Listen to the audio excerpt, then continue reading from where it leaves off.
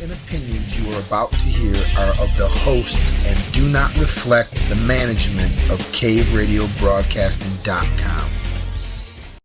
Good afternoon and welcome to Down the Rabbit Hole. I'm Howard. We are catless today. Catless, that's We good. are catless. She's up north listening to us on a mobile feed. Oh, it's another holiday weekend. She actually does stuff. Yeah. I know. Wow. Well, that's Labor Day weekend this coming weekend. And Yeah. I didn't even realize it was Labor Day until like yesterday. That's all right. So we're catless. So it's the guy show. We can talk about all the things that we don't talk about when Cat is here. I don't know that ever stops us, but we'll try to make it worse. You bring up an excellent point. And first day on Twitter, I got some news that really bothered me on one of my first Twitter feeds. Nabil Koreshi. Oh yeah, I heard. I saw a thing from Kat about it. Yeah. So Nabil Koreshi has been. He's a very inspiring young man. He wrote the book Seeking Allah and Finding Jesus. He's like a former Muslim. Muslim, converted to Christianity, and he has been diagnosed with stage 4 stomach cancer. Yeah. So I read that. Our prayers from Down the Rabbit Hole go out to Nabil Koreshi and Dr. Ravi Zacharias' ministries. Wow, you said that like I could never pronounce that. Can you spell that again? With a Z. Yeah, thank you. With a Z. Yeah, it's the same thing. Took down Dio. Yeah. Stomach cancer.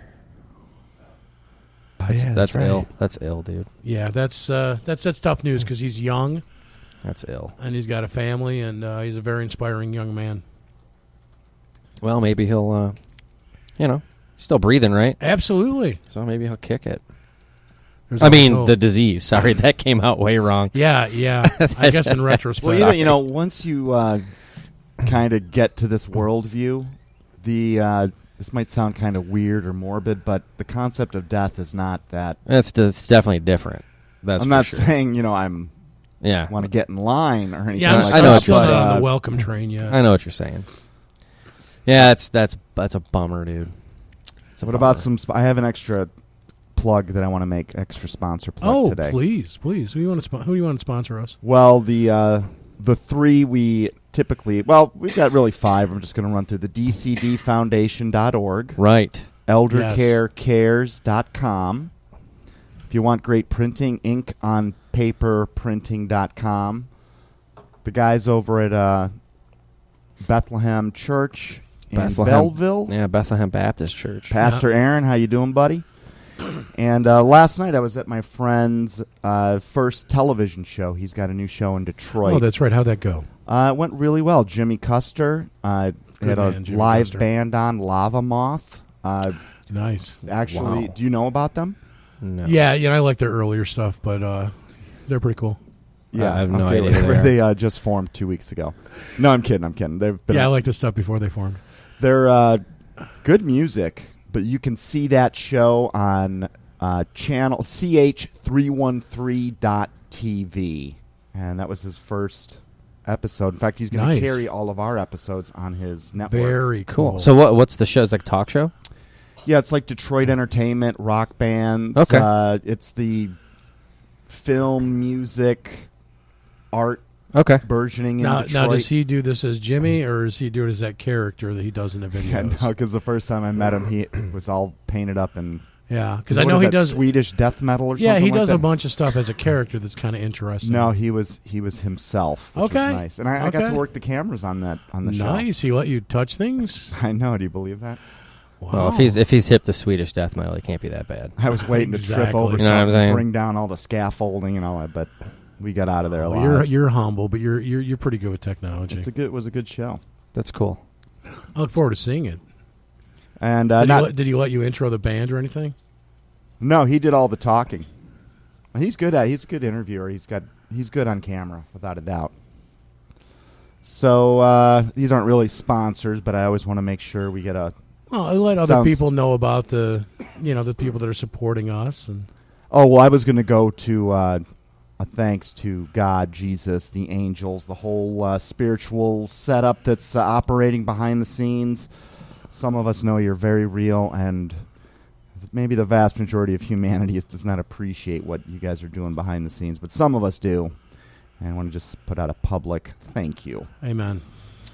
And I feel like I'm doing your intro. It's okay, because it was your intro originally.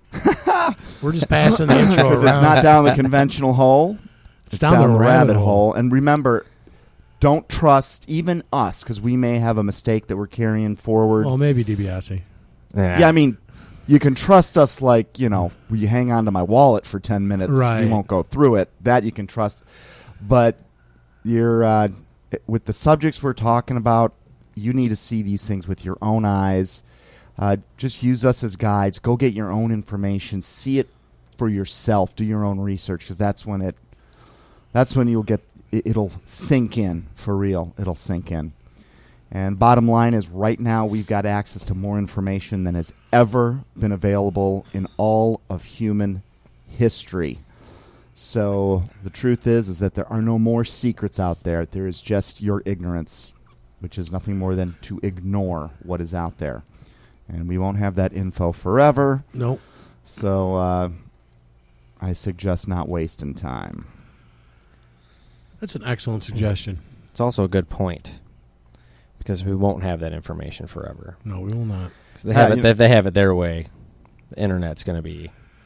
Well, it's funny. So, we were talking about, and I guess I'll officially do the first re-plug for this book, and I'm throwing the gauntlet down. It's coming out in the first week of October.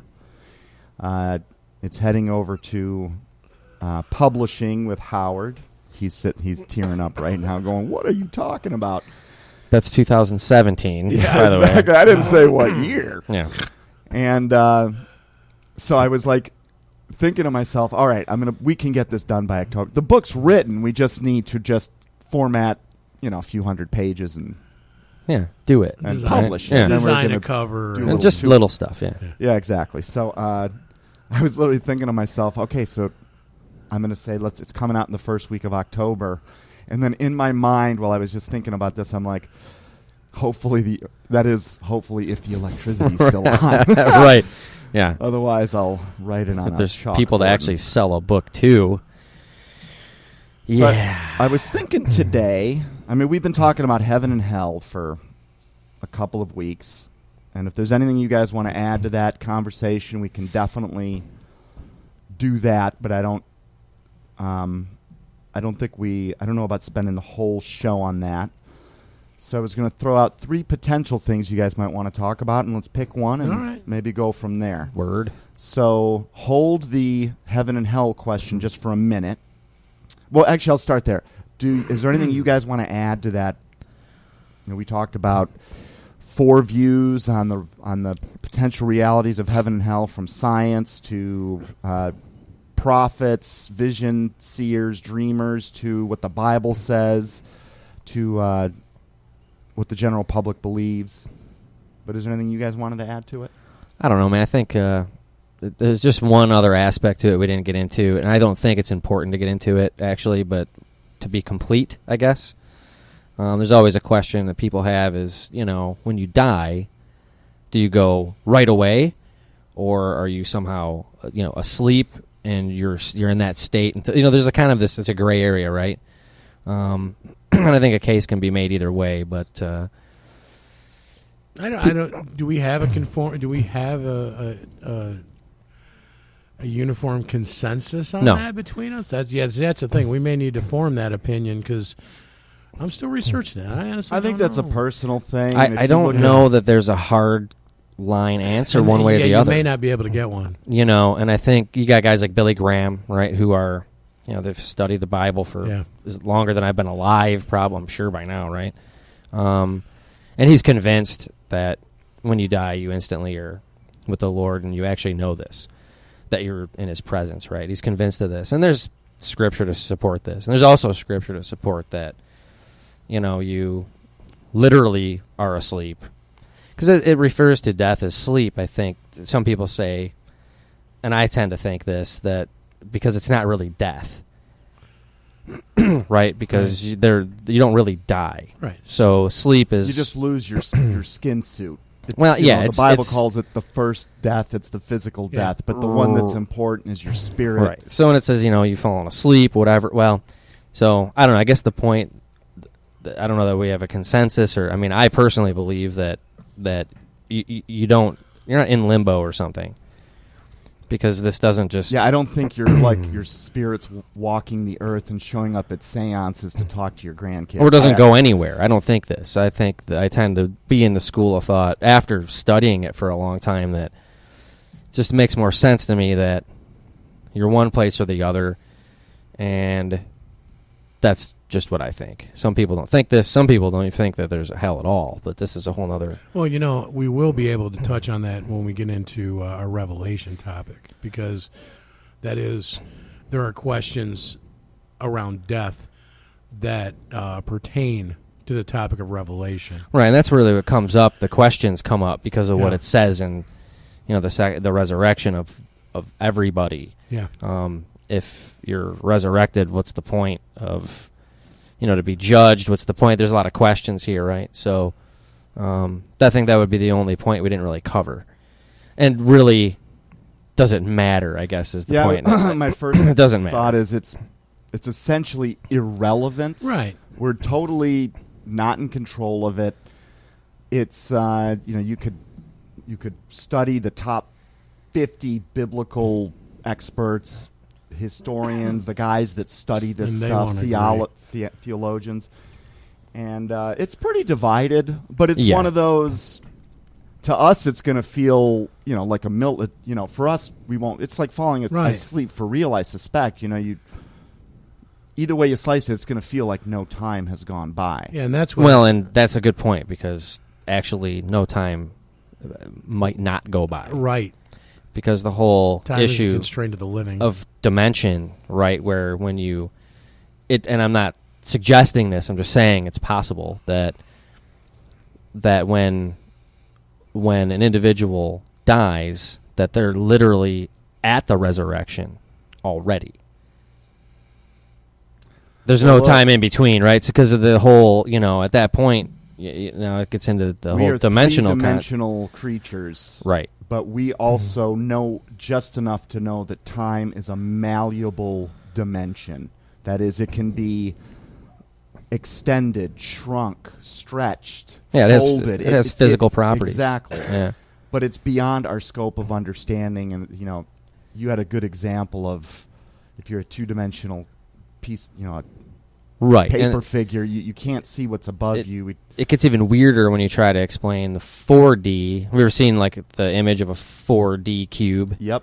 And there's that painting that actually shows Jesus on a 4D cross, which was really crazy because this guy actually had enough insight to know what that would be. Yeah, and I'm going to look it up right now, but that painting, it was a Tessarac cube. Wait, what's it called? Yeah, it's something like this, but it's a way to try to illustrate in 3D what a 4D cube looks like. Just like if you take a box and you unfold it, you get the shape of a cross, right? Right. Because you put a 3D box in 2D.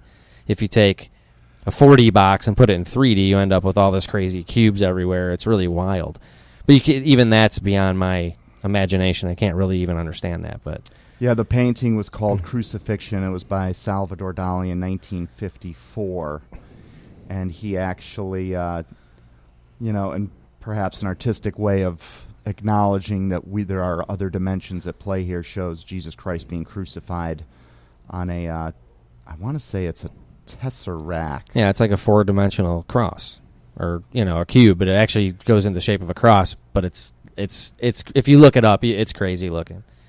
And that was in 1954. So was at that point did we even really understand what we understand now about dimensions? Did we at least know that much? Well, we've mentioned before about Nachmonides from, the 1100 ADs, that he was already writing mathematical papers on the fact that he'd figured we have 10 dimensions. Okay. Yeah. So. And, of course, knowledge has been had by humanity and lost and had and lost. I mean, when the library burned at Alexandria in Egypt, I don't think the information got burned with the library. I think that information maybe was taken by some of the secret societies at work today. And I mean, it's hard to say because our education, our history, they're kind of messed with. They're manipulated. So, I mean, that I guess the whole heaven and hell thing, that would be my only thing. Is it really all these little debates are interesting and it's a good study and you learn a lot, but I think our conclusion before is the same, is that you just need to make sure, if you recognize that they're real, which we obviously do, you just got to make sure you get to the right one. Exactly. That's really where I would leave it. That's what it boils down. That's where I would leave it. So, if that wraps up the destination of our soul conversation, I was going to throw 3 topics out at you. And Okay. have you guys pick where we go from here. Okay. Is that we good? Sure. Yeah. What if each one of us picks a different topic? Then we're going to have to fight. I don't know. What do we do? I'll be the deciding vote. That's okay. no good. One, with this 401 quotes book coming out, we could go through some of the quotes we have not heard yet, because while I've been compiling this, I was blown away by some of the ones that we've actually captured over time. I totally had forgotten about them, but some of them are just frankly astounding. We could go over some of those by section if you'd like. Another potential topic, a lot of people ask me, how does a conspiracy get pulled off? How do they get the people to participate? Like, how does it work? How is there so much deception? Where are the whistleblowers? That kind of thing. We could talk about with examples of how it works. And the last one is I was just feeling inspired this week. It's a section, this isn't on our site yet, but in our in our video library, we've got a section of heroes. Yeah. And I'd identified, for me personally, about 12 or 13 of them, ranging from Michael Rupert to Ted Gunderson to Derek Prince, Bill Cooper, JFK, Malachi Martin, Trace Smith. You get the... Yeah. And we could talk a little bit about what they came out and said, what their credibility, what their background was, what happened to them. Because they all, if you ask me, they're more than heroes. They might even, they're probably martyrs in someone's book. Some interesting facts about a bunch of those guys that all shed a little light on this frankly massive operation that we are uncovering ourselves. So what are you guys thinking? Book, types of deception, or heroes? Well, I don't know. I think the heroes one is interesting a little bit because there's a lot of information there that people can take and use as a path of research. Yeah, and really kind of learn a lot out of that. So that's interesting to me, I think. Howard? I guess heroes. Yeah, I like heroes. Good. Decided. I like heroes. I'm going to mention... I'm going to go through my list of names. You guys, in the meantime, think of some that might be yours. Superman. And yeah. And then first of all, I'd want to know if any name on this list is unfamiliar to you. You guys probably know all of them, but I'm curious to... I know more. I know some about more than others. Okay. See what the we'll list go is. back and talk about these guys. Are you guys familiar with who Michael Rupert is? No. See, not so much. Okay. Chip Tatum. Not so much. I heard the name. Okay. Ted Gunderson. Yes. Yeah, I know that name. John Todd. Yeah. Yes. Myron Fagan. Yes. Yeah. Bill Cooper. Of Yeah. course, yeah. Derek Prince. Yeah. Yes. Bill Schnoebelen. I'm not sure how you pronounce it. No. Kathy O'Brien. No. Steve Quayle. Yes. I'm guessing you guys know who JFK was. Aaron Yes. Russo. I'm thinking of a different Russo, probably. It's just a familiar name. You're I don't thinking think of Rizzo. I don't think I know who that is. Hey, Rizzo. Roger Morneau. No. Only in hearing you mention him in other things. Father Malachi Martin. I've heard that name. You talked about him quite a bit. Russ Dizdar. Of Dizdar, course, we know yes. Dizdar. L.A. Marzulli. Yep. L.A. Marzulli. Chuck Missler, Of course. Mr. Missler. Jacques Vallée. No. He's French. Or Canadian. Well, I don't do thing. French. All right. That's all the names you got? Oh, dude, you could go on forever, Okay, all right. but I wanted to keep this within reason. I mean, how many did we have here? I think that's 15, 18, something like that. So I got on it this week because I was listening to John Todd.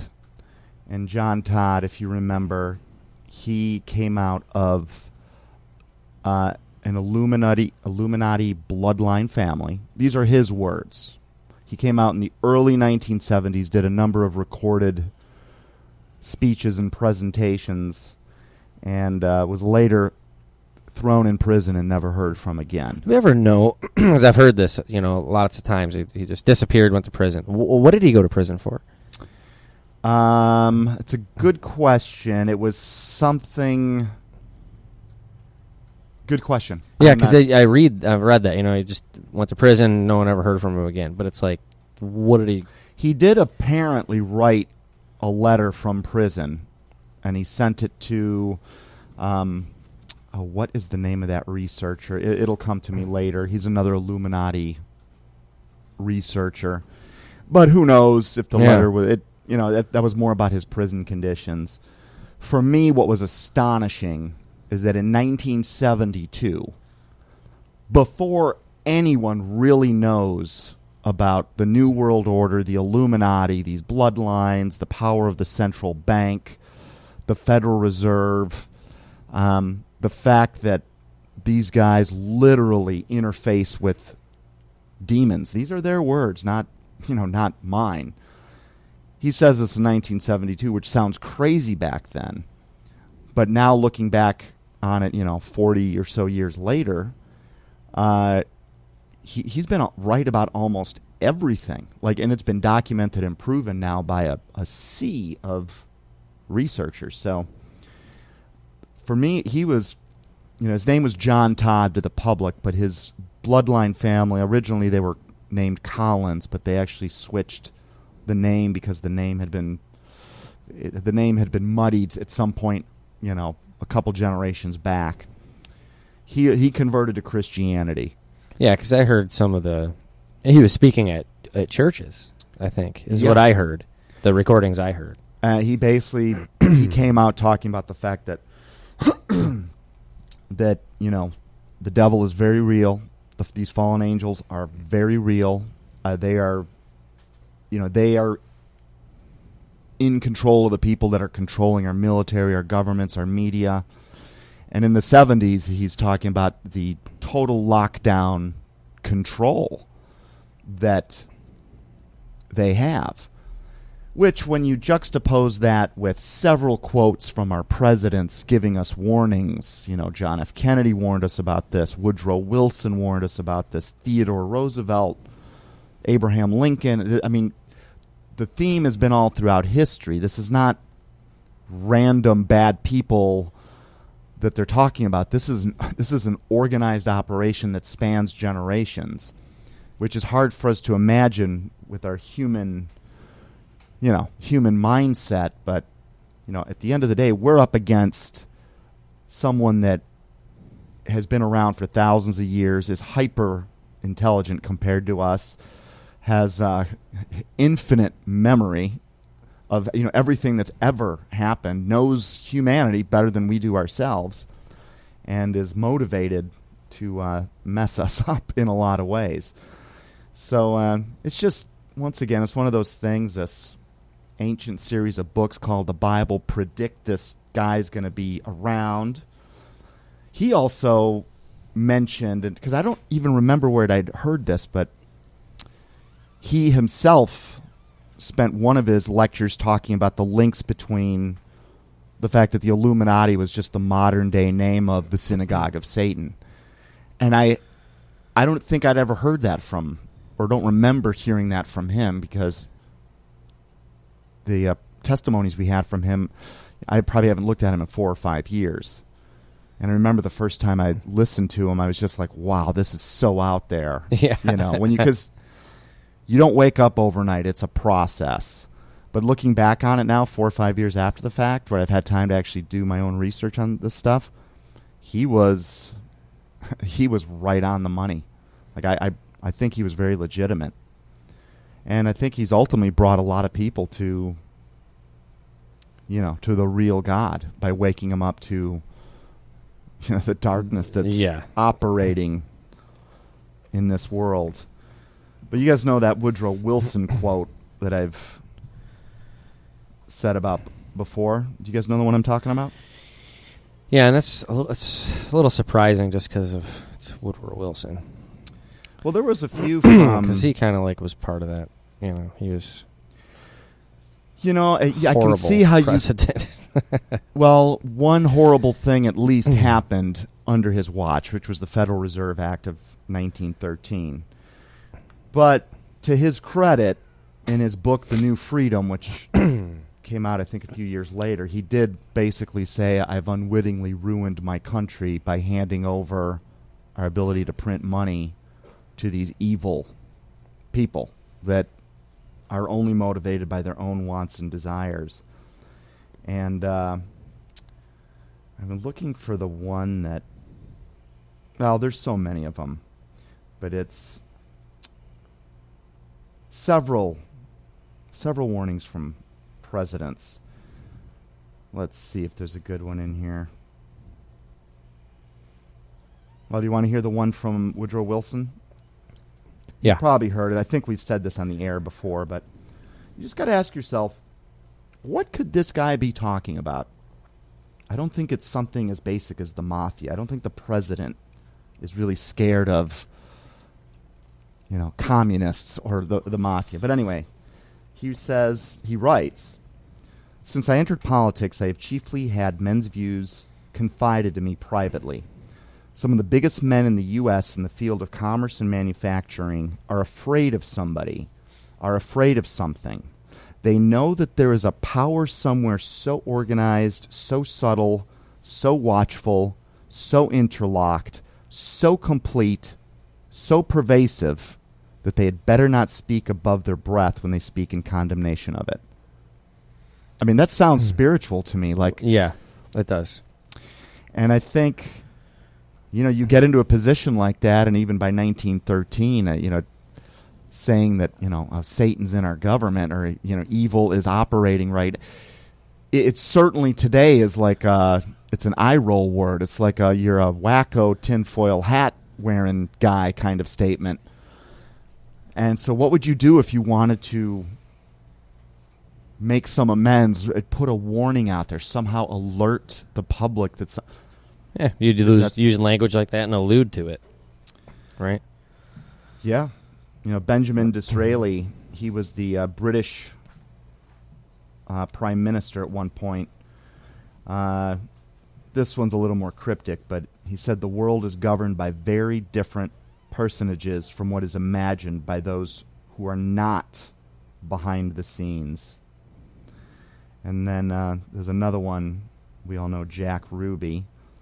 And this was recorded, documented in a prison interview. And he said, well, you won't see me again. I tell you that a whole new form of government is going to take over the country, and I know I won't live to see you another time. So, yeah, Charles Lindbergh did the same thing. He warned us about... He said, and this would have been... 1920s, perhaps? He said, this act, the Federal Reserve Act of 1913, establishes the most gigantic trust on earth. When the president signs this bill, the invisible government by the monetary power will be legalized.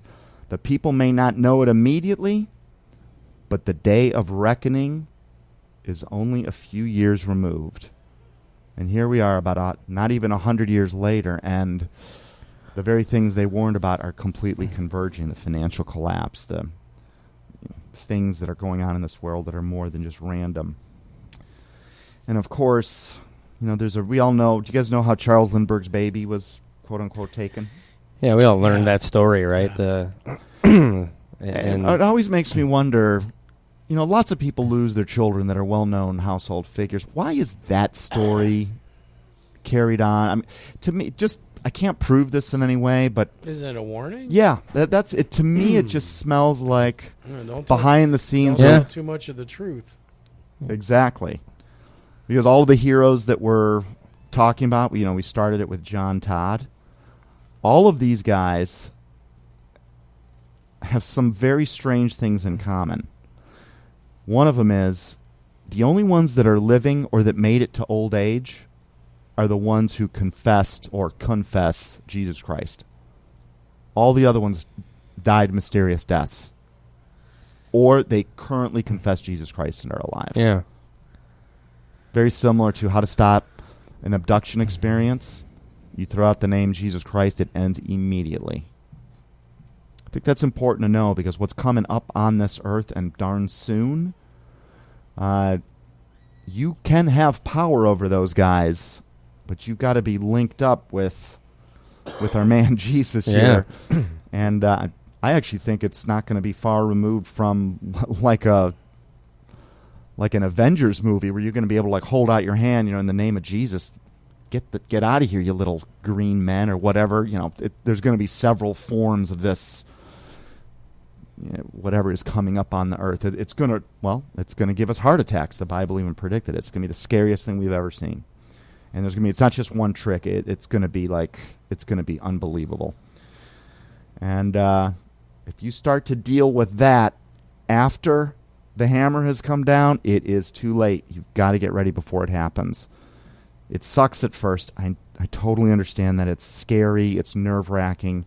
But once you get it, and you understand what your destiny is, and you understand that at the end of the day, you have more power than they do, and it's only your ignorance that keeps us from realizing that as a race. And that's why they got to keep you ignorant and keep you dumb and keep you watching Dancing with the Stars and the Kardashians, anything but learning what's really going on out there. Yeah. Didn't I read something, not to sidetrack, but it's kind of related. And it may have just been some nonsense I saw like on Facebook or something stupid, but are they receiving radio transmissions from outer space that they're studying currently, like new ones, like contact kind of stuff? Did you guys ever heard anything about this? The only thing I've ever read about that, but this was something we discovered in the late 80s, early 90s, was this repeating signal that was like a boom, boom, boom, boom, they recently it to a pulsar at one point. Yeah, but then I think recently and it could have been that one might not even be a real thing, but they did actually come out and say they've discovered another Earth-like planet that for sure can support liquid water. So it just keeps more and more and more and more. There's all these other solar systems, and they're finding these planets, and they can measure them, I guess, and they know that they could probably support life. So when you're making stuff up, anything's possible, right? You can kind of see the plot line forming, right? Well, look, it's not like this is crazy conspiracy stuff. I'm just today, and I'll put the clip up with our YouTube when we put this up there. NASA officials themselves, in an official press conference, have come out and saying the man that was speaking today says, we have identified 17 different types of alien species.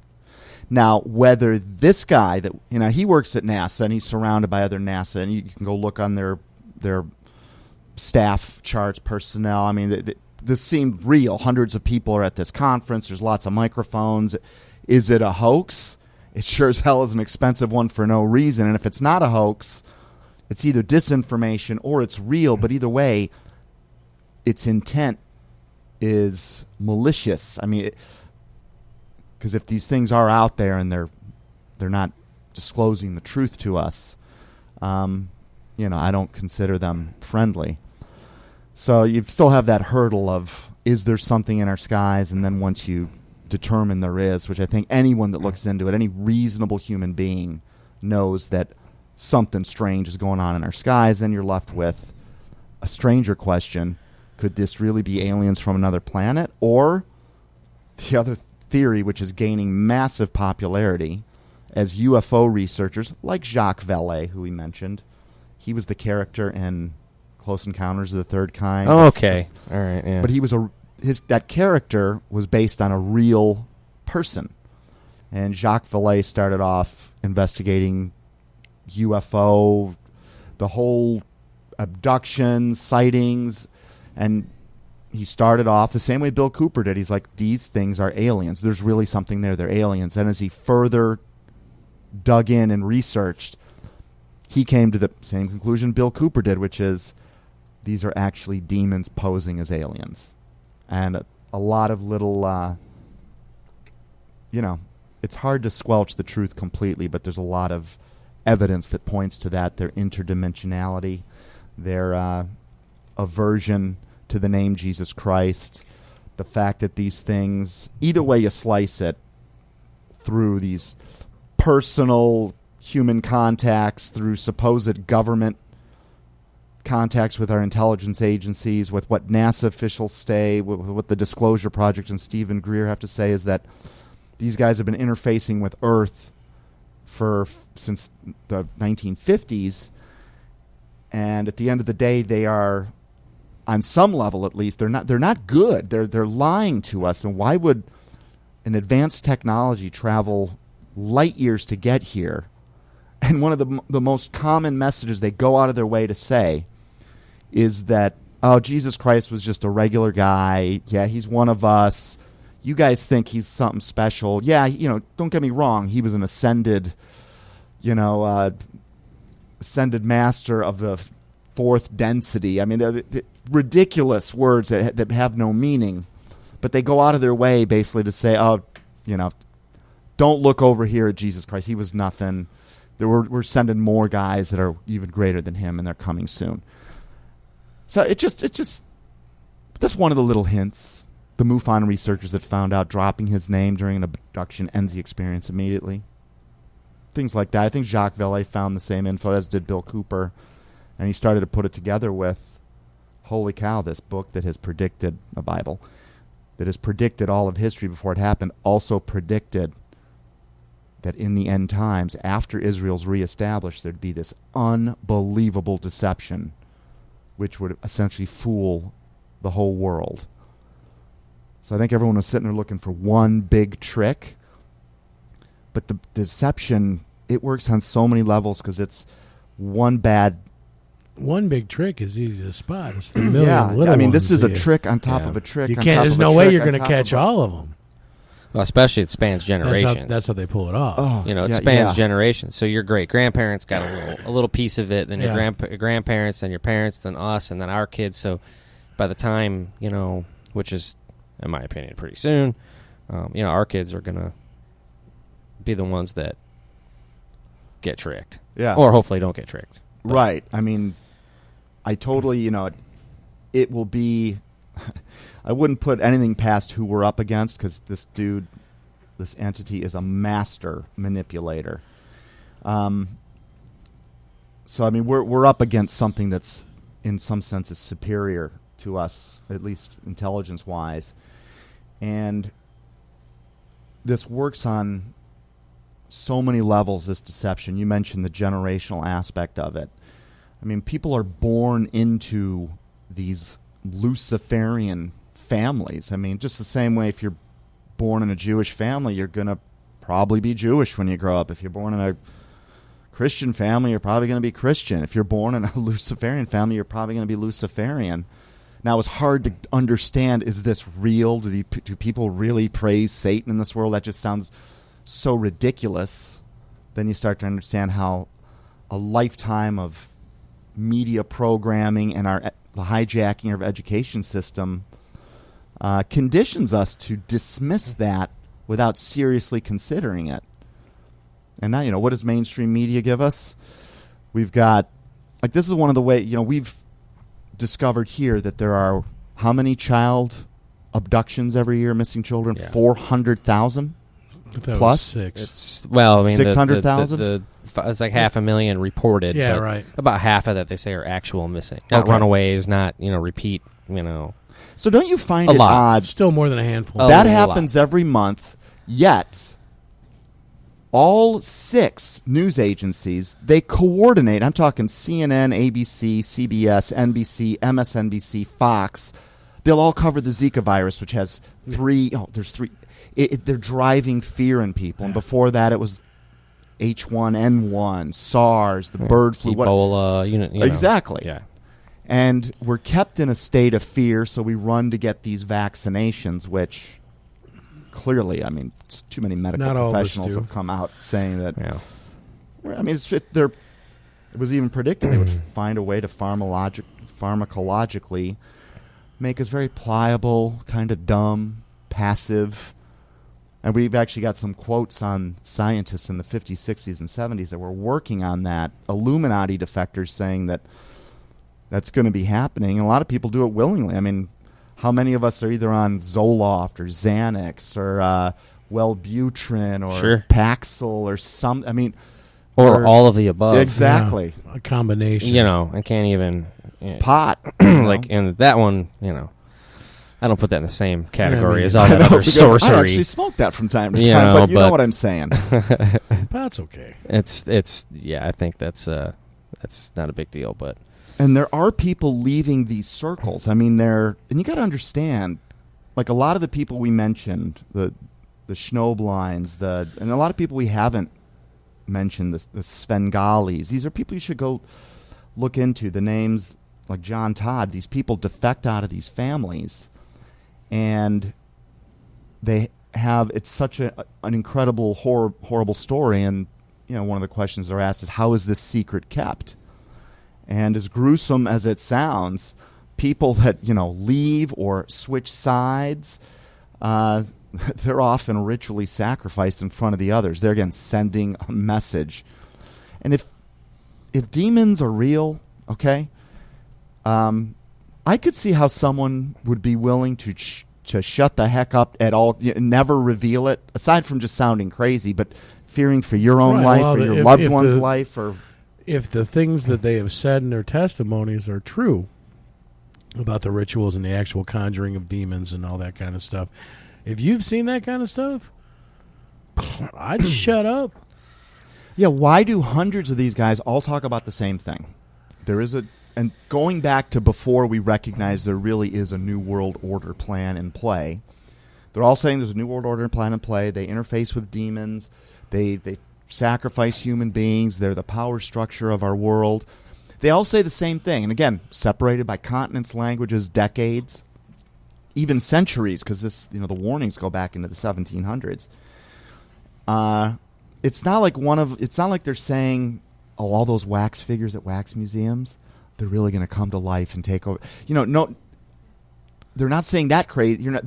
They're all clustered around the same exact crazy idea, which makes it seem not so crazy, because these are credible people. Bill Cooper, right out of U.S. Naval Intelligence, presidents trying to talk to Hoover, J. Edgar Hoover, head of the FBI for like almost ever, from the 30s to the 70s. He said in fact, this is another quote that's in that book, that the average person is. Their mind is boggled because they can't believe the conspiracy that they're looking at is so large. It's hidden by its size. And, I think that is very true. I'm sitting here trying to find the actual quote. And, I mean, there are many other mechanisms they use to keep the truth from coming out, to slow down even individuals' progress towards fully opening their eyes. Now, I've experts, scientists, researchers that are working on genetic engineering, biology, things of that nature, mysteriously die. It's as if when their usefulness is up, or when they're starting to consider, holy cow, what am I involved in? This is evil. God is real. This has happened to so many people. Technology pioneers like Tesla. Whatever happened to Tesla? Whatever happened to his work? It's weird. I was just talking about him last night. Yeah? Yeah, I don't know how the conversation came up, but it was. We were talking about being judgmental, right? Like judging people by whatever. And you could say that just because somebody's really wealthy and has all kinds of hard assets and lots of money and real estate, whatever, that they might actually be a complete idiot, because a guy like Tesla, who literally died a complete loser in a dirty old hotel with nothing, was probably one of the greatest minds that ever walked the planet. Really? I didn't know that that's how he... Yeah, I know he that had they nothing. took his work. Yeah, he ended up staying in some little, rat hotel. He had no money, man. He had nothing. And of course, That's how Galileo finished out his life. Essentially incarceration for the last... he as soon as he came out publicly with the fact that he was actually getting intelligence from extraterrestrials, and Tesla did this. He said these things.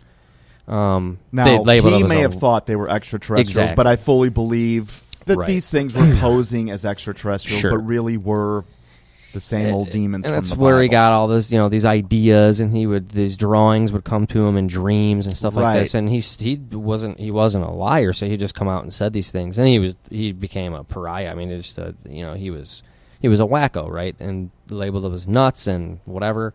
And then when he died, there's reports that first thing that happened is the CIA or whoever came in and took all of his documents that he had there. There was some stuff left, but all the stuff they were looking for that they knew he had developed, like the ray gun and these technologies he talked about, all that stuff was gone. Yeah, it was Dresden James. He had a interesting quote, which I totally understand. I'll get some attribution on this later, but this will also be in the 401 Quotes book. When a well-packaged web of lies has been sold gradually to the masses over generations, the truth will seem utterly preposterous, and its speaker a raving lunatic. Yeah, that's perfectly The put. only thing he didn't mention was foil, but Yeah. that's the. I mean, and When so was that's that quote? which one? The one you just... When was that said? I don't know. I will get some attribution for the video, but that's a good question. I mean, that's one of the layers of protection that the truth has. One, it's unbelievable. And the only way you can see past it is to finally be shown something that you can't believe. You've got to... You got to come up against something that there's just no way that all the programming in the world can't make you believe. And once you hit that wall, your mind is open and everything becomes clear. That's what happened with me and 9/11 in that movie. And there's a quote that I may or may not include in that book, which is my own, which is, in order to believe something you can't see, you've got to see something you can't believe. And I kept going back, once I'd studied 9/11 to the nth degree and just, I think I'd read everything that was ever written on 9/11, from the 9/11 Commission report to hearings that weren't included in the 9/11 Commission report to researchers, journalists, architects, and engineers, the pilots, the air traffic control. I mean, you put the whole picture together, and that was one of the biggest psychological psyop operations of our time that we know of. I mean, there could be others that, because you tend to just believe the news, but it's completely coordinated. The real important stories really never make it onto, you'd think if there's all this choices of news channels and all these different networks, and understanding as a business person the importance of differentiating yourself to make your product stand apart from others. And most businessmen are in the mindset of revolutionary change just so their companies can survive. I find it odd that since I've been alive, it's the same format, whether it's local television or national. You get tomorrow's weather, you get a few couple of randomly chosen murders or cop brutality, and it's always all networks reporting the exact same ones, even though there's thousands to pick from. Maybe they'll say something about Zika virus, but they won't talk about what the heck's in our skies. They won't talk about serious subjects. And then, of course, they all have cat videos, and they all have... I mean, they're trying to beat each other by coming up with a better diet show. I mean, that's the only, that's what we're getting for. Well, we always go back to the example with the kids, right? The missing children. You'd think that it would. I mean, a viable, prudent news story would be that today in the state, 30-some kids went completely missing. And guess what? It's going to happen again tomorrow, and it happened the day before yesterday, too, and every day this year. So maybe we might want to kind of look into what's going on here. You don't ever hear anything about that. I never have. Not on mainstream. What you do get are independent journalists, very often, who used to work for mainstream media. They wanted to pursue their own story because, one of these topics interested them, and their bosses were very quick to shut them down. And they basically realized, I'm essentially helping purport a lie. They spin off from their job at the New York Times or wherever to become an independent journalist. No glitzy flashing lights, no TV contracts. But there are people in this world that would still rather operate inside the truth than earn a little extra money to. And that's one of the ways these people are embarrassed. They're ruined financially. They're outed for heinous crimes that just the association or the implication alone destroys your credibility. That 9/11 alone, you had aspects of our military, certainly the media, our intelligence agencies, government agencies like NIST and FEMA, NASA.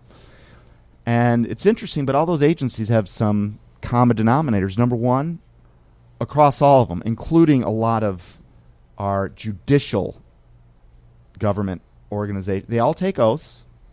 They're all sworn to some levels of secrecy, always in the interest of quote-unquote national security. And they're compartmentalized. Their oaths frequently include riders prohibiting discussion with fellow coworkers of what you're working on. The Manhattan Project proved that you can have 150,000 people living in a city building an atomic bomb, and they will not talk about it again out of pride for their country. And you're, if you're a 28-year-old FBI agent, you're getting started with your life, and you're given orders from above, and that person got their orders from above, You're just following orders. You're just doing what our media and education system have sort of programmed us to do in this world. And it's not always just a moral question. I mean, it is, but it's not, because don't forget the threat of imprisonment. I mean, or that they will just kill you. Because some of these things are crimes. If you actually were to violate a gag order, you're going if you to had jail. A secret email server and you sent government emails. Oh, you would be totally busted. Oh, yeah. I mean, that is such a crime. You would be indicted immediately.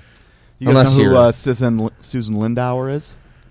That sounds familiar. I don't know. She was a CIA agent. She came out prior to 9/11 screaming, look, my contacts, my people, that there's going to be an attack in New York City this coming fall. She's the one who tried to start the alternative media, right?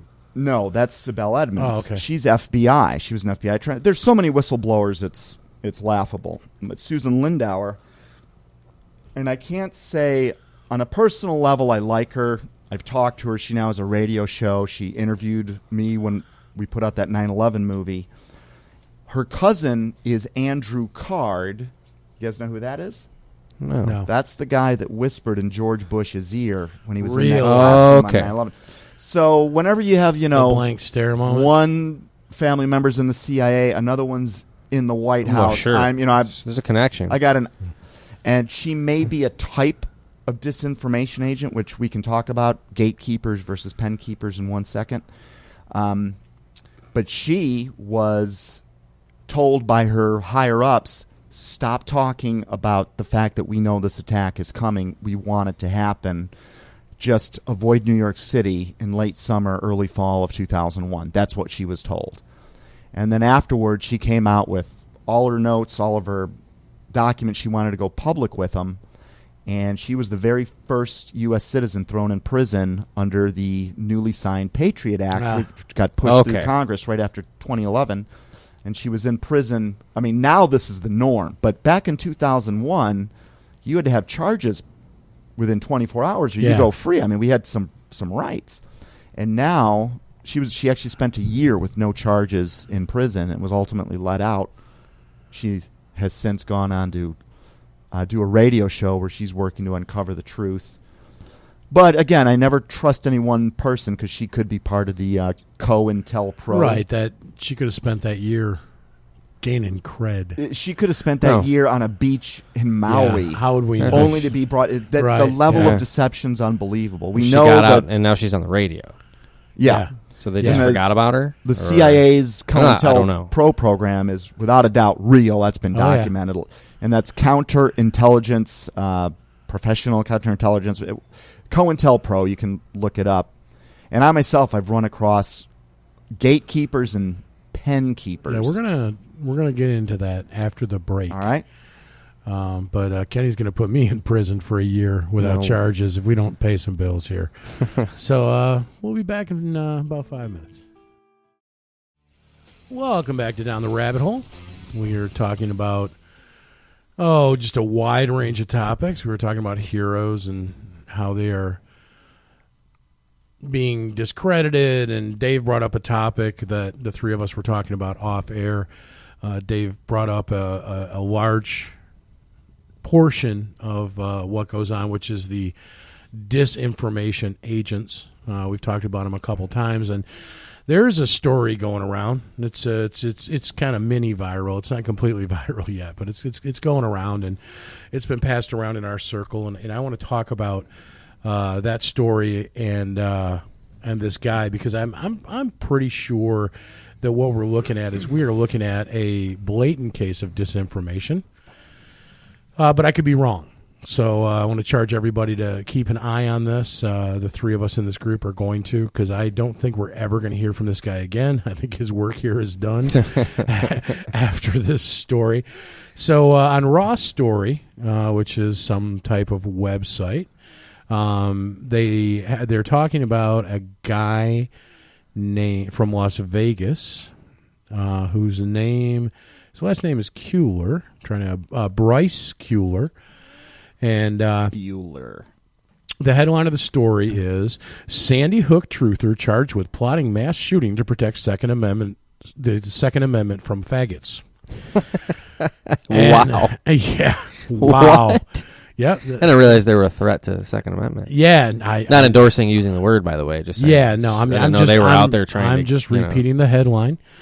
It says Las Vegas conspiracy theory has been taken into custody and charged with making terrorist threats after posting a disturbing YouTube video threatening to slaughter gays, faggots, lesbians, and Satanists because they are messing with his Second Amendment rights.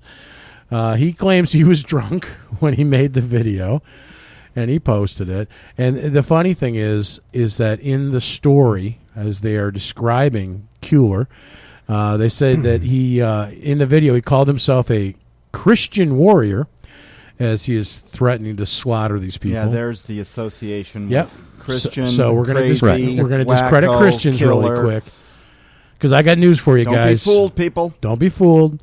Whether this guy really thinks he knows what's going on or not, I have news. If you're talking about slaughtering people and you're using those slurs, you are not a Christian, no matter what you claim to be. You are confused. Or what the media. You are confused. You are completely confused. You are not a Christian. Christianity is a religion of tolerance you actually are and a Satanist. peace. And the best part is when you get down and they talk about some of the things he's into. It says a review of Kuehler's YouTube page reveals a collection of conspiracy-minded videos, including ones that question what happened at Sandy Hook Elementary, support for the Bundy family's war on government, the threat of the Illuminati, and proof that angels and demons are real. Yeah, what better way to discredit anyone that's investigating those by associating with a crazy wacko sure, of course. murderer. Yeah, of course. And you know what? It's going to work on a lot of people. It is. Well, it's working. Yeah, actually, that's an operative word. It's actually working. But it doesn't. I will say it's working less and less. And the people that are on the insides, a lot of them defect. A lot. I mean, if you gather up all of the testimonies from these people that have been in the inner circles of our intelligence agencies, of NASA, of the White House, of our military, et cetera, et cetera. The record industry. Music, absolutely. Hollywood. You put all that together, and this whole thing starts to, you see how large it is. They all say the same thing. They're all discredited in the same way. But for some reason, now either there's a psychological disorder in this world that causes someone... And is contagious. Yeah, it's contagious, and it's contagious in an identical way, meaning, again, they're always saying the exact same thing. Holy cow, evil is real, these demons are real, there really is a conspiracy, et cetera, et cetera.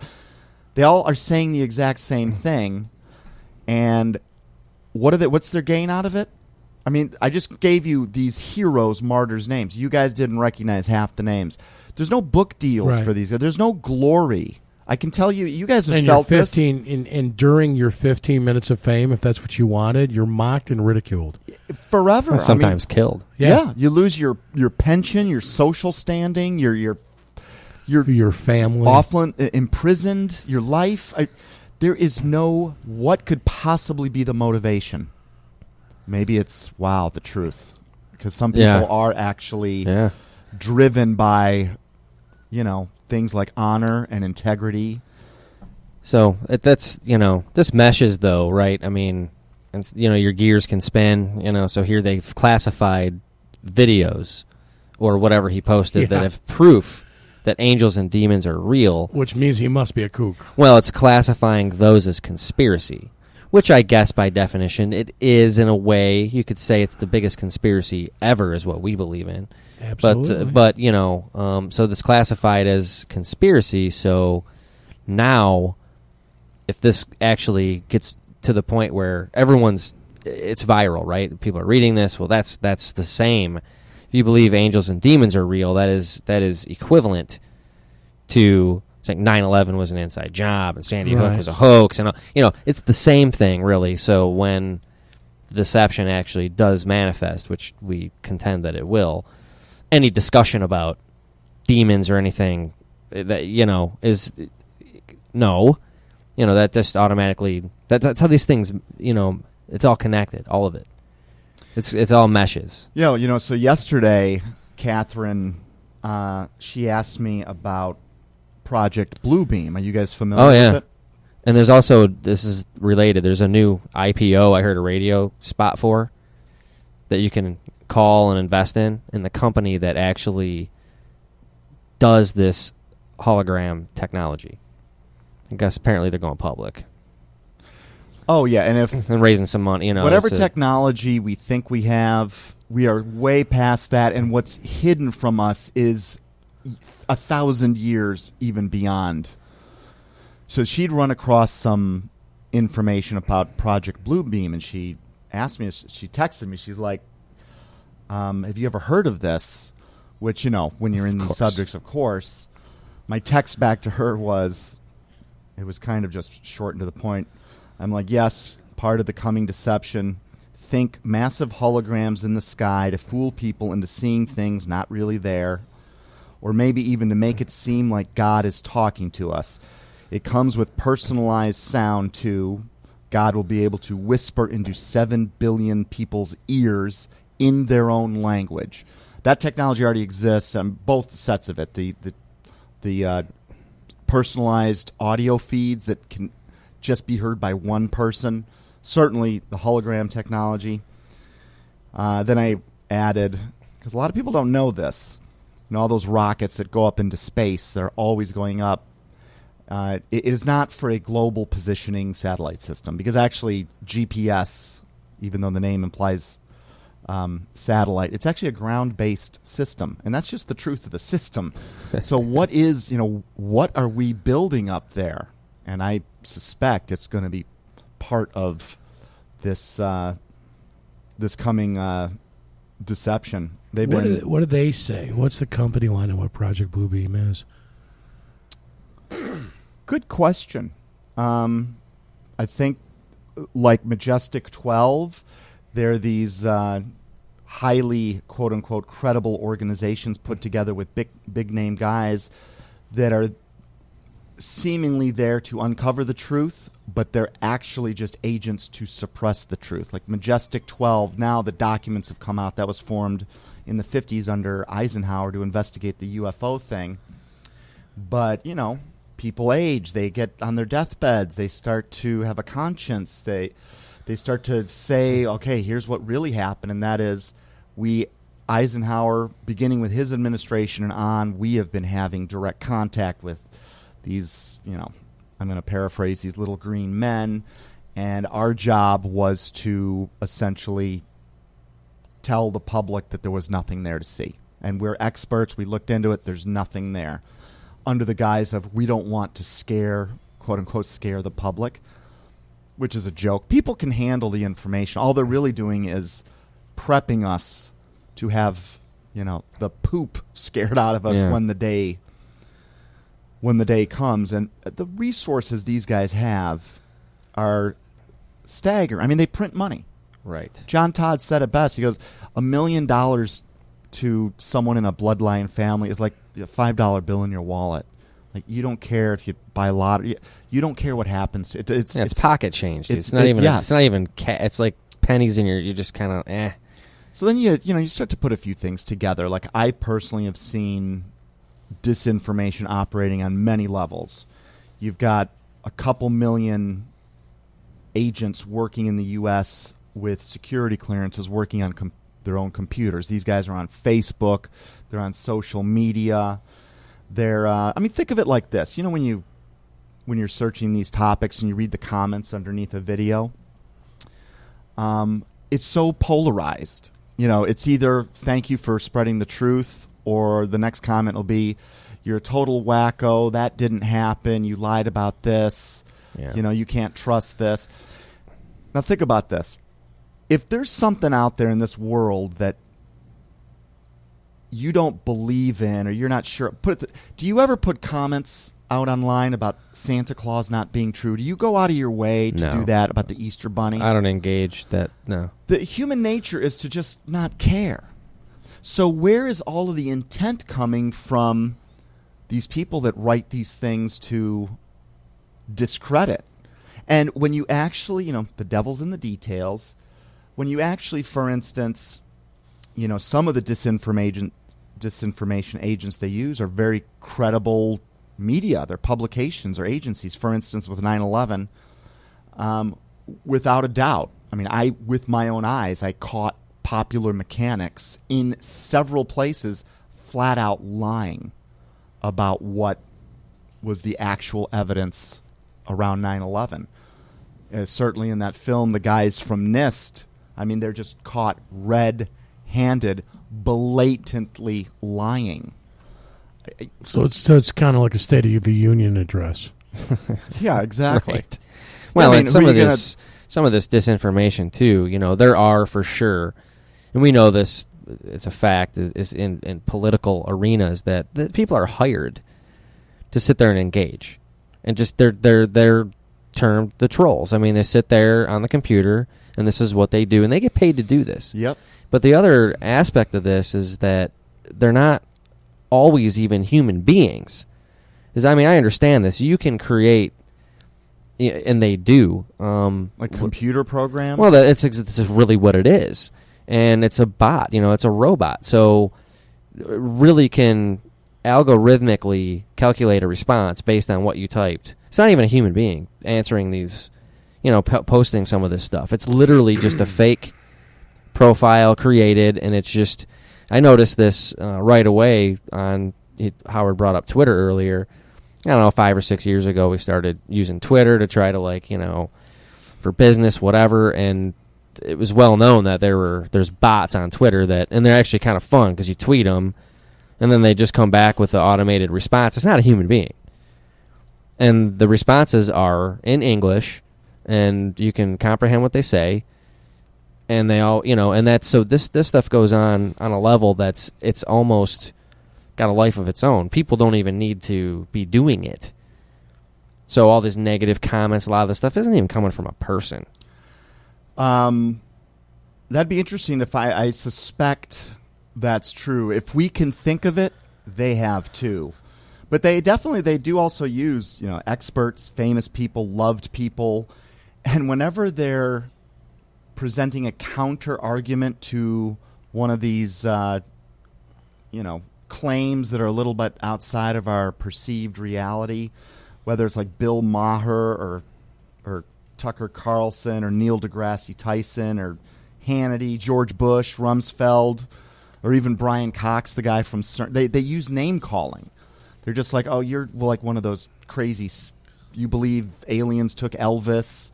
That's what O'Reilly would say. Brian Cox, who is an astrophysicist, proponent of CERN, he was quoted, like his big quote is, anyone that believes that there's any danger with CERN is a twat. Like that there's no scientific rebuttal, there's no intelligent conversation.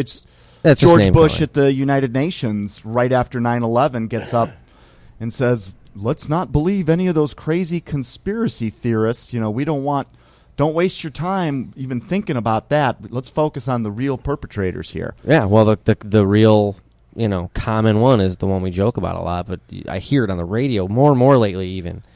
All right, take off your tinfoil hat and point the rabbit ears north. We're not into people conspiracies. People are waking here. up, though. That's not... We're running into... I'm running into them outside of my normal circles. Like this is starting to become a much more common topic than it was even like 5 years ago. Oh, sure. I agree. Yeah, 5 years ago I was a nut. And this was just talking about what kills me is government stuff. What kills me is the apathy. Because we run into, I would say at least, 7 in 10 people we run into, and we mentioned 9/11 or some of these other well-known, they all think it's a conspiracy. Either that or they're just completely dismissive of it. They're just like, oh, whatever, Yeah, no, I'm saying 7 and 10 are like, oh, yeah, no, I'm hip. I'm totally hip. Yeah, I got you. It totally stinks, And it's like, so we're talking 70%. Yeah, I mean, why doesn't anybody do anything about it? Because we're so apathetic. It's kind of like, oh, yeah, well, there's nothing we can do about it. Well, you know what? If 70% of us agree on something, we can do a lot of things. Oh, yeah. I mean, if we ever got organized at 70%, just even 1% of the country marching on... That's a lot of people. I mean, last time and that I'm sure happened, it's not as high as 7 out of 10 everywhere. Dude, even it's 3 out of 10. It's 30%. Actually, no, there are statistics on this. And, I mean, as of like 3 or 4 years ago, you were over... That is a majority of this nation... Vast majority doesn't believe the official story. That's a low end. Yeah, that's fishy, spectrum. right? They're like, it's fishy. But 1 in 3 people flat out believe this was an Illuminati operation done by a secret government. And that's unbelievable that so many people would believe that. But certainly in the camp of doubting the official story, most of the population doubts it. But like sheep... we just go to where we're herded, and no one, people don't really stand up like they used to. And so it gets, we just listen to what's on the television set instead. Well, they'll tell you there is no Illuminati. There's no, that's crazy conspiracy. There's no such thing. It's not. No. It's not. Yeah, like Jim Carrey on Late Night with one of those shows, Letterman or something. He just came out and go, okay, you think the Illuminati's real? You're all wackos. That's what it always comes down to is wackos. Dennis Miller, if you really think they're, essentially his joke was, look, there's no conspiracy. No one cares about you. You're just an unimportant person. So, go back to sleep. But basically that's... So, and that's just one of the many mechanisms. I'd mentioned the gatekeepers and pen keepers. You guys know the difference between these? No, dudes? Please enlighten I us. really don't, other than what would be the obvious definition. What about the key holder? The key master. Key master. Damn it. So I put guys like Brian Cox, like, don't even look into CERN or you're a twat. That's a guy that I call a gatekeeper. He doesn't even want you to enter into the camp of looking into CERN. However, if you do that, I'm still stunned somebody still uses twat today. well, he's British. He's British, so yeah. So That's almost as bad as being French. let's say you get to the point where you start looking into CERN or you start looking into 9/11. A lot of the places you go to, a lot of guys that have 9/11 Truth websites, and they're just, they are down for 9/11 Truth, are actually part of the CIA's COINTEL program, and their job, these now are the pen keepers. So they want to keep you in that pen. Pen. So Gotcha. the minute Cage, got you it.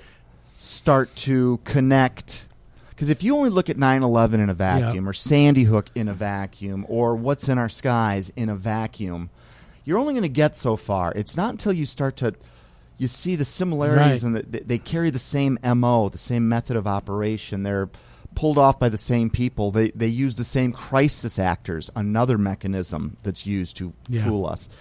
So the gatekeepers are the ones that, they're the name callers. That's what the media is. Like, don't even look into it. They're all wackos. You're wasting your time. But once you get that far, there's another round of them. And they will not let you connect 9/11 to, say, Sandy Hook as staged events. Then the very guys that are credible inside the 9/11 community, they show their true colors when they then start the name calling. And this one happened with me personally where, oh, Dave Hooper, you are a wacko for thinking Sandy Hook and 9/11 have anything to do with each other. And I'm like, I'm basically, we're on a dialogue on a thread somewhere online. And I'm just like, you just outed what your real motivation is, because if you think these are unrelated, you're insane. They both use crisis actors. They use the media knew about it before the event happened. All these similarities that cannot happen by accident. And for you to At the very least, something is as undoubtedly fishy how could about Sandy Hook as 9/11 and the Boston Marathon Massacre. Exactly. You've got the These same, are staged events. Yeah. There are And if actors you are a playing different sincere- characters with different accents, Yeah. but you the can same see 'em. actors, Right. without a doubt, not Yeah. looking similar. So, you can kind of tell their fruit or tell who they are by their fruit. And a dude that's a leader in the 9/11 Truth community. Now, think about this. So this might be a guy that's running, like there's a guy out there, I'm sure he uses a different name now. And it might not even be a he. It could even be a computer. You're right, for all we know. But a couple of the ones, one of the names I remember is a guy named Cal Amiot. And it was very obvious that he was a disinfo agent. He even runs a 9/11 Truth site. But the minute you go outside of 9/11, he starts the name calling and calling you crazy and wacko, which is very odd for someone that is supposedly sincerely Right. Yeah. open to things that real, that because that doesn't sound like a real. So And then he's there to make you believe that 9/11 is the only conspiracy. Yeah, that's it. You found the big one, guys. But it's that's you're it. just You caught scratching him. the You caught him. surface. And then they're easy to spot. It's kind of like going to a foreign country. When you're first there, the currency makes no sense, but check in a month later and you know what's what. And if you become you study currency, eventually you can find counterfeits just by staring at it for 3 seconds. Like, Right. You become an expert. It just gets easy to identify. And so what was I saying with these guys? The gatekeepers, pen keepers, the crisis actors. Oh, so this one particular guy is running a 9/11 Truth website. He starts all the name calling with Sandy Hook. And another common trait you'll find with them is, you ever find a Facebook account of a hot woman and there's no history? Suddenly this 28-year-old girl from a country within the former Russian sometimes bloc. no, but often they pose or they purport to be English-speaking American hot girls. There's cleavage. It's the kind of picture guys stop and stare at. And the account would have been set up 3 months ago. There's no history of this person. There's no like old family photographs. There's just one or two pictures of her scantily clad. We've all seen them. Yeah. We've You all guys know seen what I'm those kind of talking about. friend requests, right? And I've always suspected that some of those, anyway, because I see all these 9/11 truth guys all of a sudden become friends with these people. And, as much as I'd like to have a bunch of hot women in my Facebook, friend group, like I never, and I get asked to be their friend all the time. I never do it unless I can see you're a real person. Yeah. What kills me is, they've got their Facebook account was started 15 minutes ago. What kills me is when you go on there and they show you the mutual friends. Oh, you got them. So it's all the people on your friends list that were like, "Oh, she's hot." Yeah. Yep. Okay. Accept. Yeah. Yeah. So you start to amalgamate all these stories, and you start to get a good picture of how this whole system works, and the amount of disinformation. Like we were just talking outside about all this predictive programming last September. We had the 4 blood moon tetrad. Rabbi Jonathan Cahn's coming out with this 9/11 anniversary. Judgment is coming. All these movies are talking about September 23rd. The change in the world is coming. And then they probably, all these people that get paid to troll, for our own government. Think about that. And their job, and they probably think they're helping their country. If you're young and naive, I could see that. And they get the conspiracy community all buzzing, and like we said, then you start to share with your family and friends, "Hey, man, something could be going down. Maybe you want to get some food or get good with God or whatever it is." And everyone kind of gets a little scared and freaked out. They don't completely dismiss you. They're a little bit on pins and needles, and then nothing happens. Yeah. Well, you just lost a ton of credibility, and it's that boy cried wolf scenario, except, of course, there was a wolf at the end of the day. They use... on the disinformation agents, one of the things I remember very early in me realizing what's going on, I watched a Gene Hackman, Will Smith movie called Enemy of the State. Oh, that's a good movie. And that was the first time it ever really sunk in, because Hackman's basically telling Will Smith what's going to happen to him. That's the first thing they're going to do. They're going to discredit you. Next thing, he's got pictures with his ex-girlfriend. Right. They're severing the relationship between him and his wife, and that came from somewhere. They didn't just make that up, because when you take art imitates real life, life imitates art, one or the other. You take and you apply the template that Hackman lays out in that movie, and it fits time and time again every time one of these things happens. Yeah, and there are actually guys that, because that movie was from the 90s, and there are guys from our intelligence community that, this is at the beginning of the internet, they started putting up these testimonies, and they're like, they reference that specific movie, and they're like, that technology, that was in place and working decades ago. The public thinks, oh, this is cutting edge, but by the time we're seeing it like that, it's been in play for a long time. They use other little tricks too. This one, aside from the media getting us, and understand, if you form a particular emotional reaction when you hear the word conspiracy theorist or demon or alien or Jesus, and there's a lot of buzzwords like that, they're like showstoppers, you got to understand that was programmed into us. You've been programmed officially. We are more brainwashed, I think, than most people would believe. So last night I'm talking to these guys after this television show, and they found out about the movie, and like you said, 70%. Yeah. This was not a group of conspiracy theorists or 9/11 guys. These were some Detroit musicians and roadies and some fans of the band. And we're standing around after the show, and there's a congregation there, and the TV host is like, "Hey, this is the guy that did that 9/11 movie," and within 10 seconds, basically everyone's like, "Oh, it was a total inside job." And there are different parts on the spectrum from everyone but the drummer. We helped them do it to, oh, it was totally an Illuminati operation. Like, that's where the whole spectrum was. And one of the guys asked me, he goes, "What actually do you think hit the towers?" I mean, because you're an expert on 9/11. And I said, I'll be honest with you, I have been studying this like crazy, and I don't know with certainty, and there's a reason. I mean, we all saw a video of an airplane. Mm-hmm. I stipulate that. I happen to know that an airplane hit that building because I knew the pilot. Okay. So. Nonetheless, absolutely happened. There are still ways to. I mean, I want to know what I want to. You told me about this a long time ago. Yeah, the guy I worked with was actually his brother. Yeah, so tell us more about that then. Well, I just when it happened that where I was at work. So he was the pilot of one of the planes that was hijacked. Yeah, he was an airline pilot out of the one that flew out of Boston or somewhere in Massachusetts. But right? is it or Maryland? possible that Well, because those. A couple of those flights landed in Cleveland.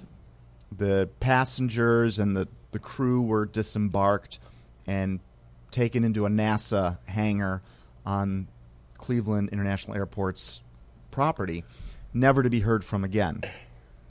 And at that point, that's where the theory number there, because there's 3 active theories that are all, they've all got some teeth in them. They're all.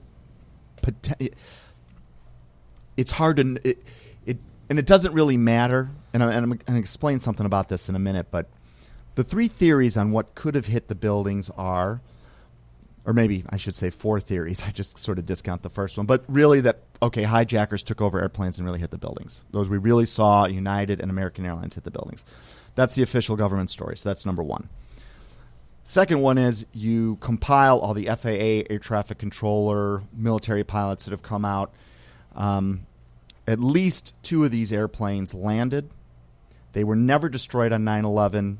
The serial numbers on the actual aircraft were found on United. Those same aircraft were still in circulation after 9/11, so they didn't explode on 9/11, implying that they had enacted the Operation Northwoods, which was that 1962 Department of Defense plan to fake a hijacking by Cubans to get the American people behind an invasion of Cuba.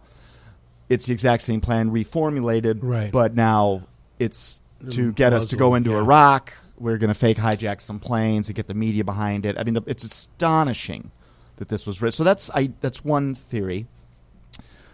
A second plausible theory is that these were drones, essentially flying bombs, with hologram image superimposed on them to make it look like airplanes.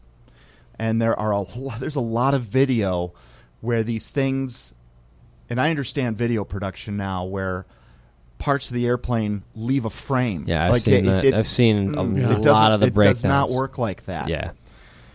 There's another theory that the Northwoods is they swapped the real passenger airplanes. And by the way, those flights were all created in the prior 24 hours before they took off. Those weren't regularly scheduled flights. That's why the flights were so dimly populated.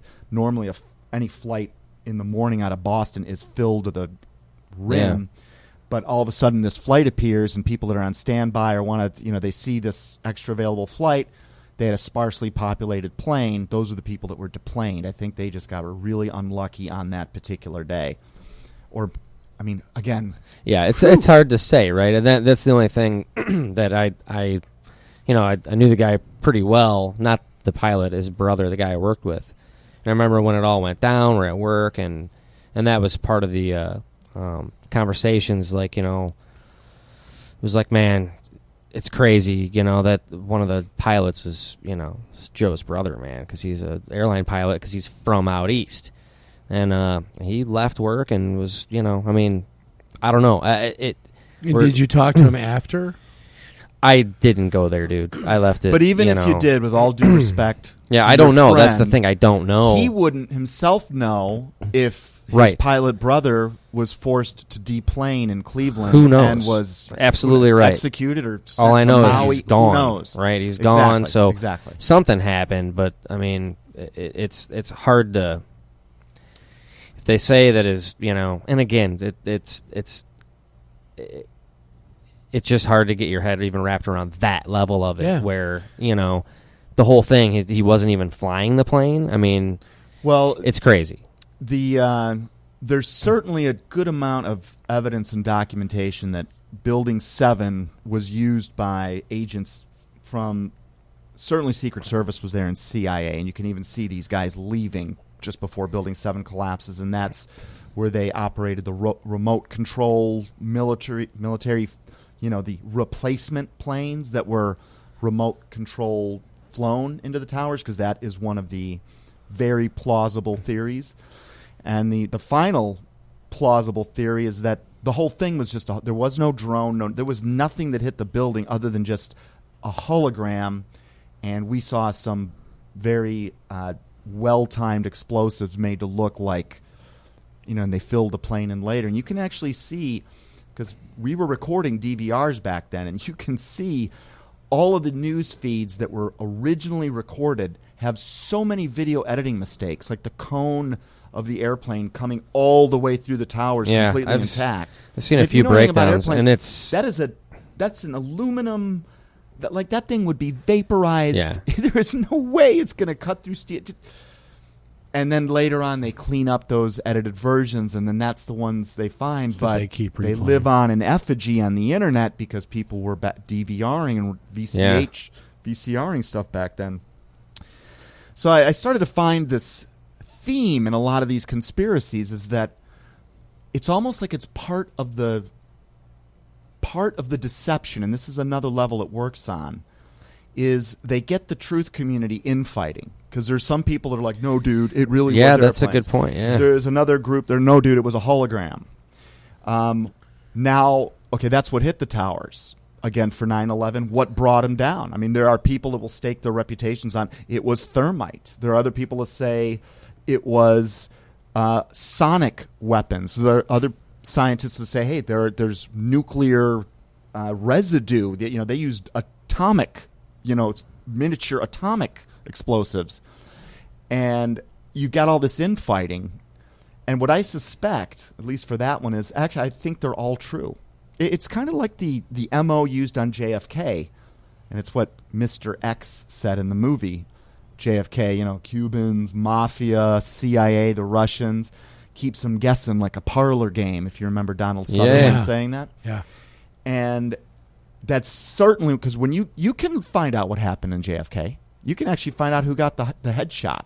I mean, you can never be certain about it. The news will never come out and say it, but I'm fairly certain there were several shooter teams. There was a Cuban shooter team, and there was a CIA shooter team, and there was a mafia shooter team, and there was a Russian shooter team. Yeah. By design. I don't think so much so to make sure we, kill this guy, but it is a seed planted that later on will cause a lot of friction inside of the... because the bottom line is that they killed him. Right. Right? Exactly. That's really it. So, same thing with the whole heaven and hell discussion. And if you're focused on how they killed him, you're never going to think about why they killed him. Yeah. Exactly right. And that's what's important. Yeah. It's who is ultimately behind this and why. And if you look at any one of these events in a vacuum, if all you ever do is study JFK, you will never link the fact that the people that were behind JFK's assassination were the exact same people that were behind 9/11. That's why you've got to go beyond that vacuum. And once you start to link it up, you're like, holy cow. Yeah, because when you say same people, it's not like Bob Smith. It's like Bob Smith back then and then his kids now. And that's what you mean by the same. They're under the same umbrella. So, and again, it spans generations. It is generational. And these people, how are they kept in power? Well, first of all, we think we elect a president. But let's just say we really do elect a president. I mean, anyone, you don't need to be a conspiracy theorist to understand that it takes money to become a president, and whoever gave you that money, you're going to be beholden to them on some level. Sure. Now, all the important positions in the United States, judicial, legislative, executive, health, education, those aren't elections. Those are all appointed by the president. So if you own the president, you don't need All you need is him. Right. And you're like, hey, Mr. President, here's who you'll be appointing for. Because these presidents, they don't know, oh, he was a great judge in Arizona. How do you know? Right. How do you've been running for office. How could you possibly? Right. So obviously someone's telling you to put, and these people, when you start linking them up, because some of them figure out what they're involved in, they get out. They're all related. They're part of these bloodline families. That's how they hold and keep power. They're in on it. They're either in on it because they're ignorant participants, or they're too scared to not be in on it, or the worst kind, which is they know what they're involved in. They praise Lucifer, and they think he's going to win. They're doing the right thing. Well, they actually do get power from. That's another attraction of that whole thing. They actually do get superhuman. I'm not talking like X-Men stuff, but sorta. If you've seen, go look at Russ Disdar's work on the Satanic Super Soldier and his book, The Black Awakening. It's frightening, but these guys, they've got super speed. They're all trained in hand-to-hand combat, weapons usage, handling pain. Languages, name it. Emotional. They're great liars. I mean, these guys are, they're all like, we are taught to admire and want to be like Jason Bourne or James Bond, but really, those are glorified versions of what these guys are, and essentially they're agents programmed, they're killers, and we kind of hold them in some esteem because movies teach us to love these guys. There's power in that, man. Their identity is they're under the radar. They can do and go anywhere they want. Their resources are endless. Why would you, unless of course you were grounded in other things, right? Why would you even buck that system? Yeah, if you're, your family's set. Your family's set. You guys are set. And in almost all cases, it's not like you are recruited in when you're 40 years old. You said it best. You were in when you were in the womb. You were in. Yeah. Sure. The rituals they start doing, the way they turn their own children into these emotionless, just going through the motions, just almost like robots. That's been going on for 1,000 years, and that's why you can trace the bloodlines of all these families to the royalties in Europe, to the Vatican, to the Roman Caesars. It's the same power. So when we say the same people that crucified Jesus, they're the same people that pulled off 9/11. No, I'm not saying that some human lived 2,000 years and he's pulling strings. But the humans that were alive at that time were under the influence of biblical evil. And how exactly it's done, there are some different theories on that, but we're getting into some very esoteric, hidden topics now.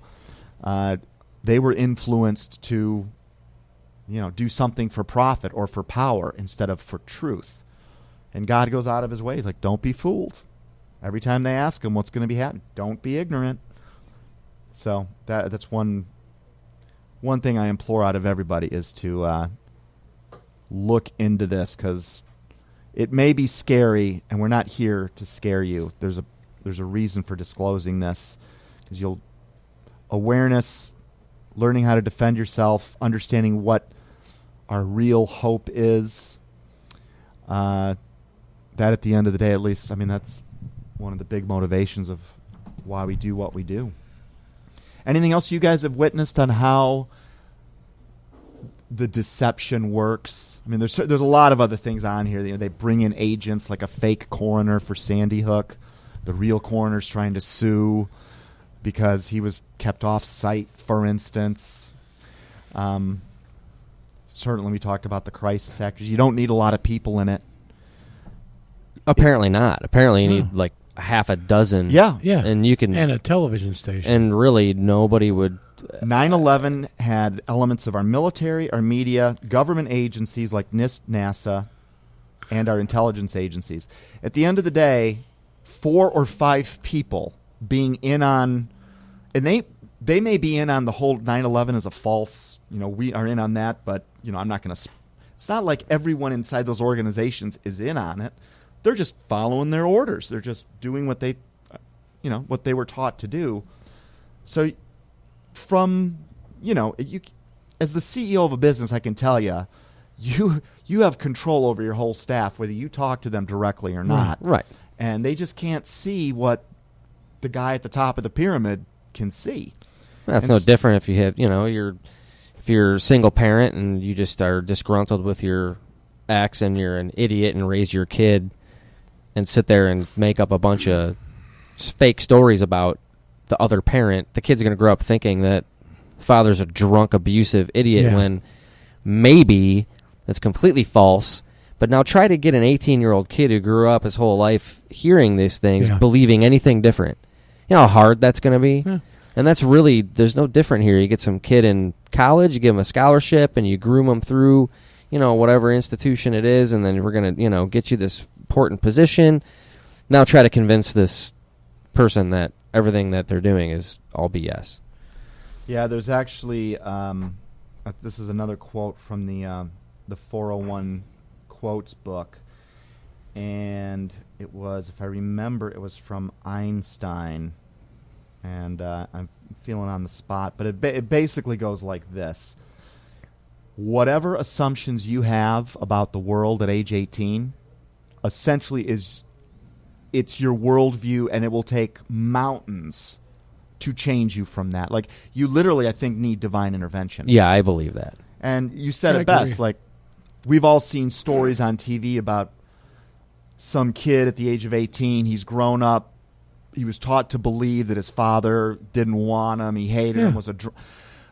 But the father ends up tracking him down. He's like, your mother moved away from me. I couldn't find you. I've been looking for you. I loved you. Here's the 100 letters I wrote about you. And the kid's like, oh, my God, I was lied to my whole life. Right. It's shocking. You go through that same emotion when you're uncovering the truth about these things, because this institution, our government, that is supposed to protect us, you find out, oh my gosh, they are leading us down this. Yeah, they're the ones. They're the they're not. But it's not every. It's not like it's not teachers and all cops. It's not it's right. It's not every politician, but the powerful ones, certain ones, the influential ones. And sometimes the guy in charge isn't the president. It might be like the vice president. Well, right? and the thing is that, look, let's just call a spade, because the ones that aren't necessarily perpetuating evil, okay, still, if you're involved at any of the higher level of government, even if you're trying to be a good person, or even if you profess you're a good person, you still know what's going on. At a certain level, you're complicit. I tend to agree with that. I don't think you can get to a certain. Of course, you could probably be city councilman here. I mean, and be. Oh yeah, basic, no. I mean, I'm talking high. Upper once you get into that Senate or that House of Representatives, you're in that level. Maybe it doesn't happen right away. Maybe when you're a freshman senator or congressman, maybe that stuff's not revealed to you. But I mean, come on, if you're around it long enough, you're gonna figure out at least, hey man, something ain't kosher. What's going on with this? Yeah. Even though you're not. Why are we focusing on a video and guys are about to lose their lives in Benghazi? Yeah. Or, you fall in line, right, and you get reelected and you're on your way. Or you just disappear from the radar. And again, they just don't get reelected. They get they're booted. Using justification and the slippery slope of morals. The sliding scale on morality that we've been fed for the last 20 years. There's a lot it's the greater good. I'm just going to ignore this one little thing, Benghazi. There's a lot of power in there. Yeah, email server, and we're going to do more good.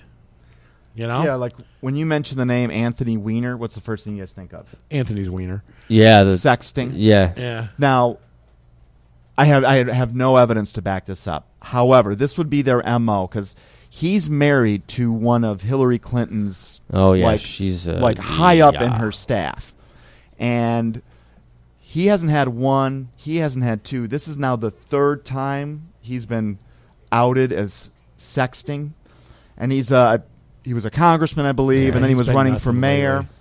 Now that to me smells like a guy that maybe has something else to say or show us other than his genitals through his iPhone. But again, he's discredited before he even gets off the ground, because anyone that sends a picture of their pee-pee to someone has got to be a total idiot. Yeah, I don't know. But I tend to think he's a total idiot. Well, he's a flaming probably, leftist. and there are some real total idiots in this world. Too, but on that note, this has been Down the Rabbit Hole. We'll catch you next week. To God be the glory. Peace.